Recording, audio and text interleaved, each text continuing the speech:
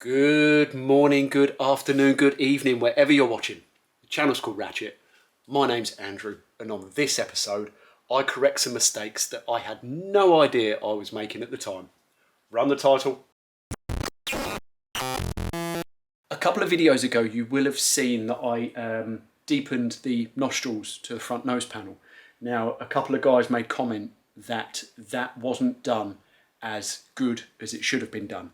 Basically, just by deepening them in the way that I did do, it still let a lot of air come in from the front of the car and pass the nostrils and then get into the, the front clam area, so creating an area of pressure under there, which is what happens when you panel out the inner arches.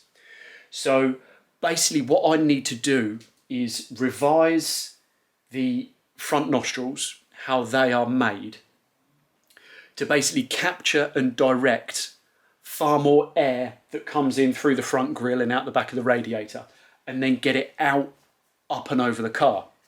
So I started to look at trying to further modify the existing nostril.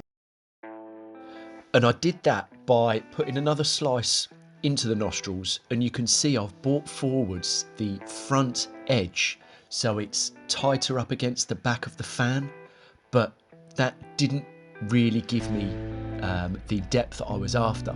You can see here that I've also put a slice along the top edge of the inner panel on the vertical piece, because I've basically now tipped that in at an angle to reduce the gap in between the two nostrils to stop any air passing in between those. But you can sort of see it's not really panning out as cleanly as, I think anyone would hope. Now, let me show you how or what my plan is to do it better. What I've done to start with is basically cut off the existing nostrils in their entirety. I've left a small down stand around the perimeters of the openings. What I've done to start with is just cut off the old nostrils in their entirety. I've left a down stand around the perimeter of the openings just to keep the radius and some rigidity in this front top panel. From there, I have created what I think is now the correct way of doing it, following the advice of others. So I've created some cardboard templates for the new nostrils. Now, I did have these mocked up in the nose panel, but when I wanted to do some recording, my neighbour was out cutting his grass, so there was a whole heap of background noise. And what I've already started doing is progressing to the next stage. So you will have to take my word for it that those templates make the new nostrils that I need to make. So what we can do now is move on to the next stage, and you'll start to see how this is all going to start coming together. So the nicest way of me being able to make what I need to make is first by creating myself a large flat panel of fiberglass that I can then cut out my templates from.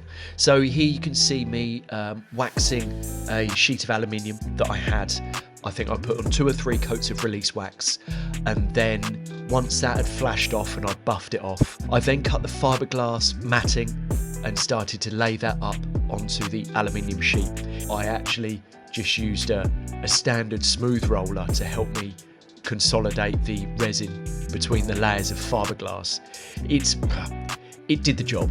It could have been better, but it certainly did what I needed it to do. So I laid up in total 3 layers of matting, and I think there was about 750ml of resin used. So then once everything was laid up and I was happy with how it had wet through, I then just left it to dry overnight. And the following day, you can see how easy it was to peel off of the aluminium panel, which was a real relief. So you can see how worthwhile that release wax was. What you can see there is a patchiness in the colour, and that's mainly due to the pigment in the resin not being stirred through sufficiently enough.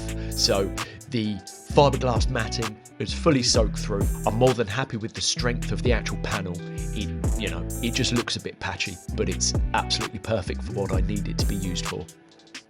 Now, firstly, I'll apologise as I didn't capture any of this stage on camera, but I took my cardboard templates that I made, laid those onto the fiberglass sheet and basically cut around those. Once those had been trimmed up a small amount, they were then screwed and glued into place onto the nose panel, fettled a bit more. So it was really uninteresting work, and certainly would have been uninteresting to watch. But yeah, it all came together just like a very simple jigsaw puzzle.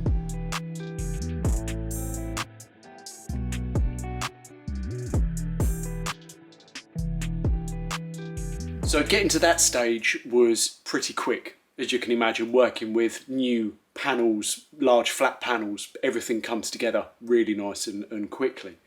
So after that, it all got a little bit make it up as you go along, because then I had to get down to the final sort of fettling of making it fit nice and snug to the back of the radiator. Also, how I was going to bring together the two central panels and how they were going to align really nice and tightly against the back of the radiator.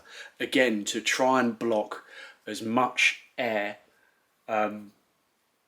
passing past the nose panel and then, into the front clam.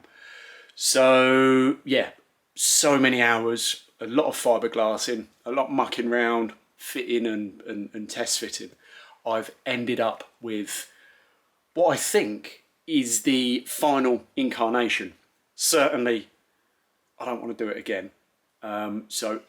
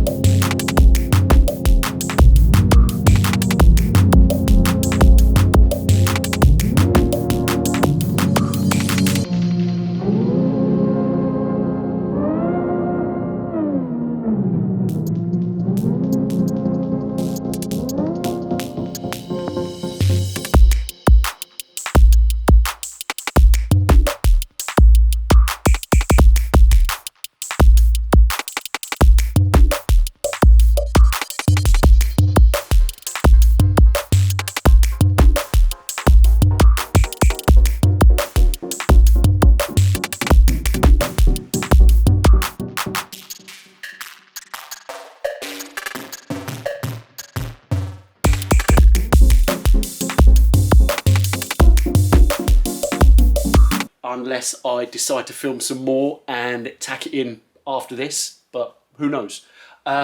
If you have liked what you've watched, then make sure you hit the subscribe button below so you don't miss any future episodes that I do release. You can click up there in the top right hand corner to take you through to the playlist of all of the previous videos I have released.